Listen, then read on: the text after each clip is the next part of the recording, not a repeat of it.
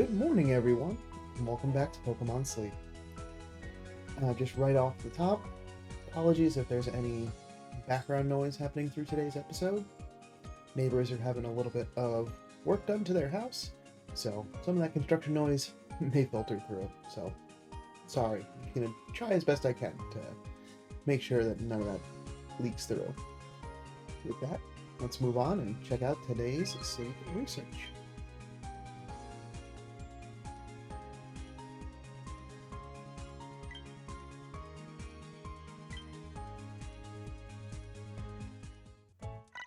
All right.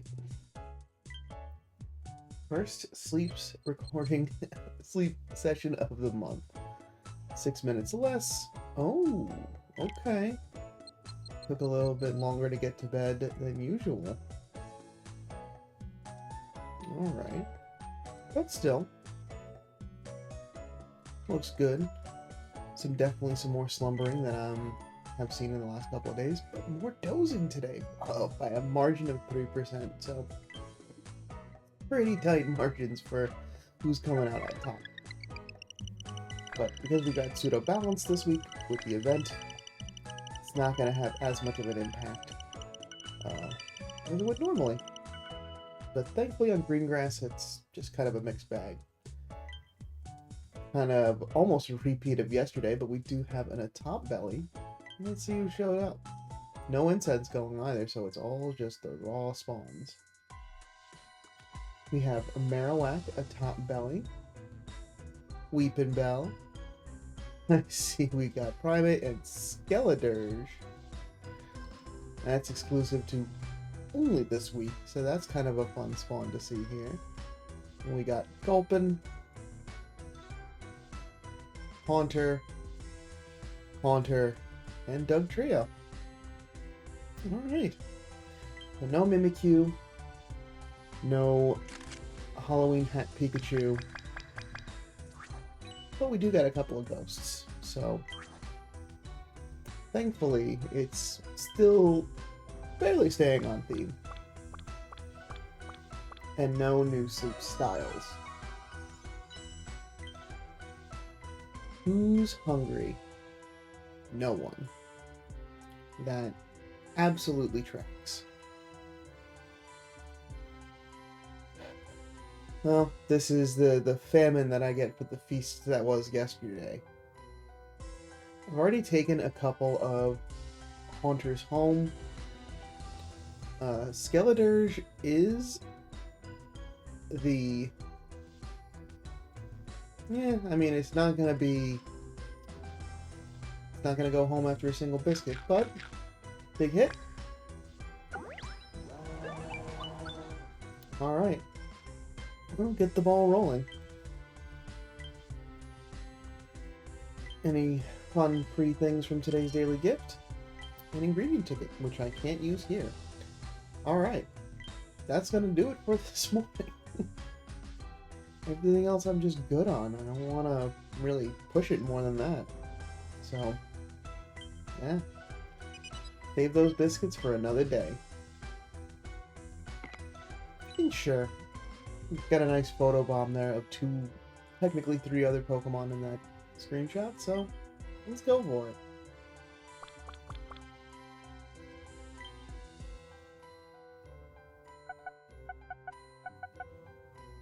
And a nice chunk, 10,000 Dream Shards. Continue to add that to the bank, save up for that next pot upgrade. Some sneaky snacking from last night. Another ingredients ticket from today's rewards stamp.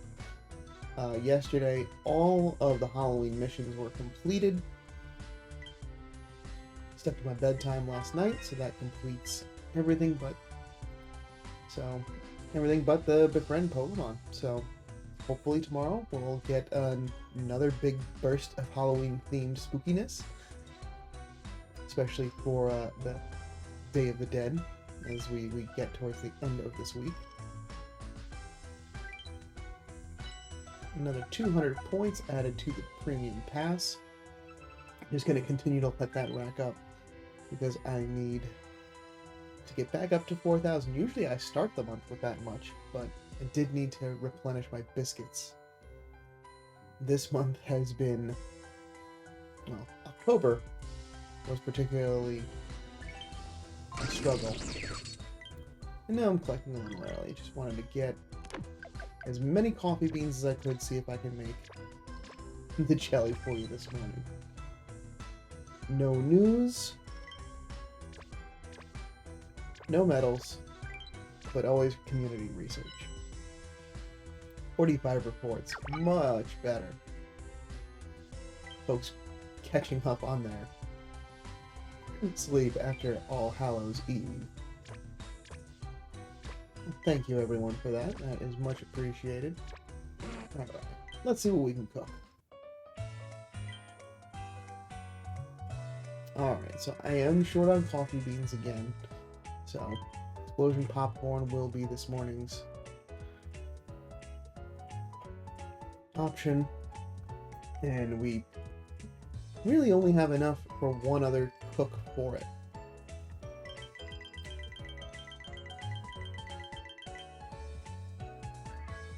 So it may be time, now that I've got enough honey set aside, to get Toxicroak back on the team. Tag Venusaur out, which has been doing amazing work.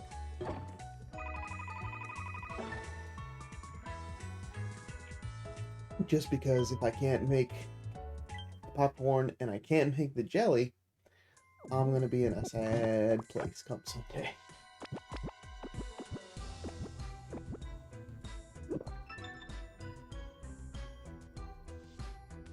Because Bennett has been doing a pretty good job of helping to get a little bit of passive oil, but not enough to reliably make anything.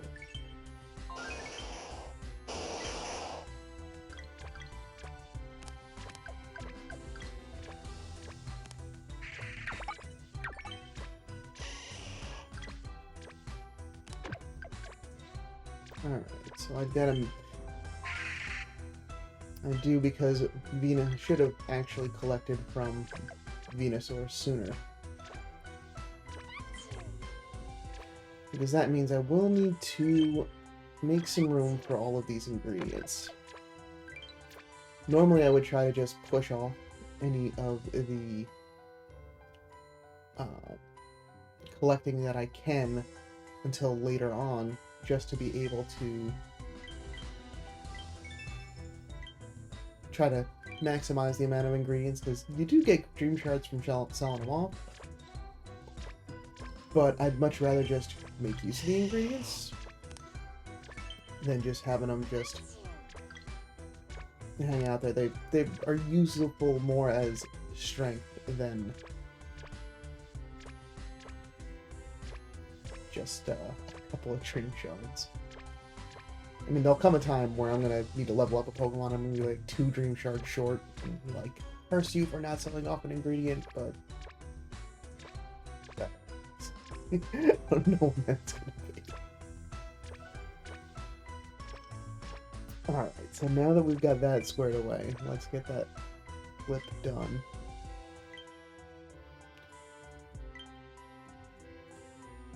And he's already... they're already juiced from the last time that they were on the team. So, thankfully, no energy really being lost. Which is good. It's always a bummer when, like, you have to swap out Pokemon after getting a double skill trigger from your healer. And then that Pokemon that's getting swapped in doesn't have the same advantage. But looking at things, we're reasonably with Sneaky Snacking and Lunch gonna hit Master 13. So, you know, Master 14, Master 15 seems reasonable through tomorrow with the larger pot size. And just for 16 has been the cap. So that's been maxing out every single cook, trying to get as much as possible. That was with a couple of really big extra tasties in that week. So this week, where it was more focused on leveling a new dish as well as getting some time with some underleveled Pokemon, working out well. And speaking of underleveled Pokemon, so I went and ran the numbers just on the Mimikyu from yesterday. The others, really just there for collection's sake. But I was pleasantly surprised to find out that originally what I thought would end up being the overall better Mimikyu, because it had all 3 of the skill trigger chance, because they are so far in its leveling, overall that does impact its overall score. So the things I wanted to take a look at was, alright, how does it overall rate? And then how does it rate when it reaches level 100? But comparatively speaking with the first one, which only has just 2 of the 3, it first rates better, and then because it's only got skill trigger S, that can be sub-skill seeded immediately to skill trigger M, and that actually boosts it to like 92-94%. I didn't let it run completely through all the way, but at least enough to get a rough idea of like, is it in the 90s? That's really like my baseline. You know, if I'm investing sub-skill seed, is that getting it where it's rating really well? And the first one was. So, I'm not sure how Disguise Berry Burst, once it's leveled, because that's the other half of this, is that without skill level ups, this is going to require a significant investment in main skill seeds.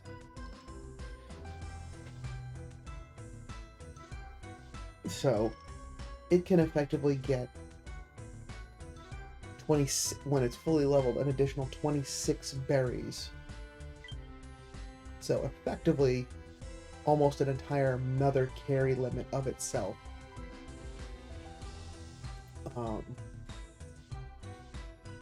So that could be particularly helpful if you're really trying to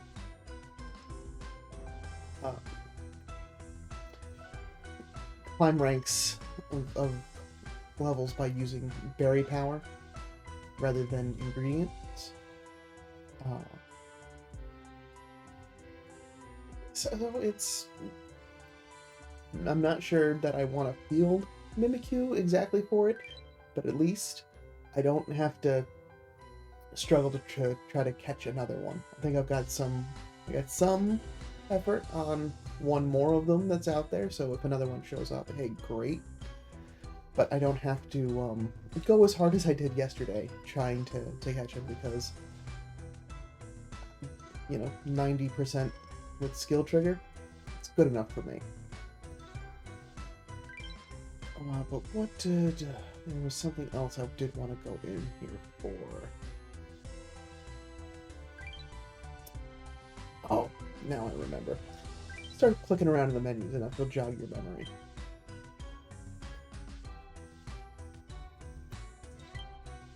So, our Vikavolt just about to 22. 25, it gets a little bit faster, so that should help in getting some of its beans a little bit quicker.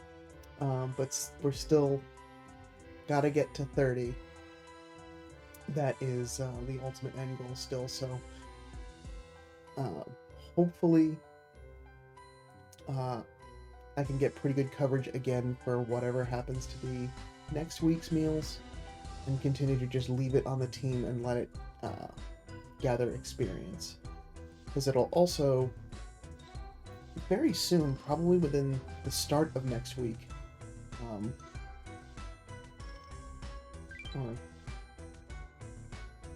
no, I think it's actually probably got a little ways off. At a relatively soon time, hopefully. Oh, there you go, Venusaur. That's good to check in. That's another thing I wanted to come in to check. 500 hours, so it's getting now a higher carry limit.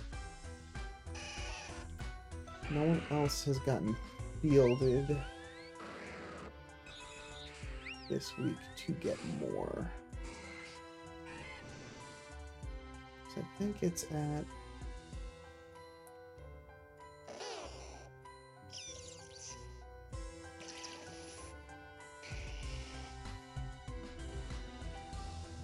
yeah, it's at 200 hours. So my math's off. So I got a little bit of a ways before I get Vikavolt another, get it a good night ribbon, and have it be able to also carry more that way. Because that's another hopeful bit, to give it some more room to carry more coffee. And with that, that will take care of what I needed to cover this morning for this morning's sleep research.